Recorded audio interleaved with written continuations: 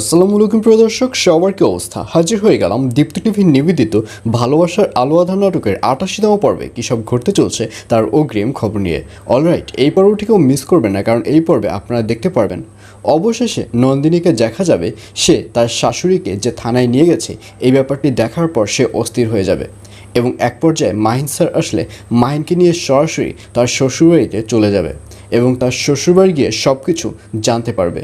তখন এক পর্যায়ে নন্দিনীকে দেখা যাবে সে বলেই ফেলবে যে যে কোম্পানির কোনো অস্তিত্ব নেই সে কোম্পানি থেকে মামলা করার তো কোনো প্রশ্নই আসে না।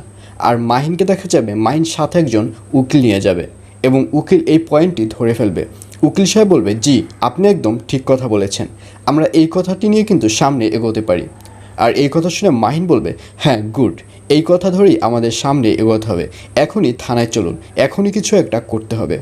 এই বলে মাহিন এবং সেই উকিল এবং নন্দিনী এবং শাহিন সবাই মিলে এবার থানায় চলে যাবে এবং থানায় যাওয়ার পর মাহিনকে দেখা যাবে সে তার উকিলকে নিয়ে এক পর্যায়ে নন্দিনীর যে শাশুড়ি রয়েছে তার জামিন কনফার্ম করে ফেলবে।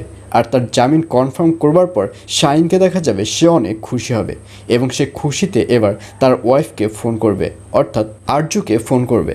আরজুকে ফোন করে বলবে, কী ব্যাপার, খবর শুনছো? তখন আরজু বলবে, কী খবর? তখন শাহিন বলবে, আমার আম্মাকে তো এইমাত্র জামিন দেওয়া হয়েছে, সে এখন জেল থেকে ছাড়া পেয়েছে। এই বলে যখন হাসতে থাকবে তখন আরজুকে দেখা যাবে সে শাহিনকে অনেক বাজে বাজে কথা বলবে। আরজু বলবে, আচ্ছা পাগলেও তো নিজের ভালোটা সবার আগে বোঝে, তুমি কেন নিজের ভালোটা বুঝতে গেলে না? মা যদি থানায় আটকা থাকে তাহলেই তো আমাদের রাজত্ব শুরু করতে পারতাম, কিন্তু এখন যে মাকে ছাড়িয়ে আনা হয়েছে এখন কি আমাদের রাজত্ব আমরা প্রয়োগ করতে পারবো? আসলে তুমি পাগলের থেকেও নিচু স্তরে যদি কোনো কিছু থাকে তুমি হচ্ছ সেটা।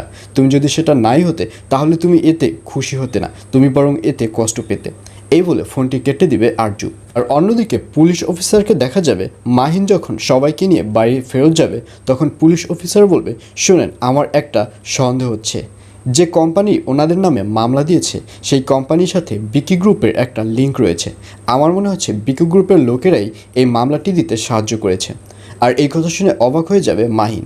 মাহিন বলবে, এটা কি বলছেন, বিকি গ্রুপ এর সাথে জড়িত রয়েছে? তখন পুলিশ অফিসার বলবে, হ্যাঁ, আর এছাড়াও থাকবে আশ্চর্য সকল ঘটনা। সুতরাং সবাইকে ভালোবাসার আলো আঁধার নাটকের আগামী পর্ব দেখার আমন্ত্রণ রইল।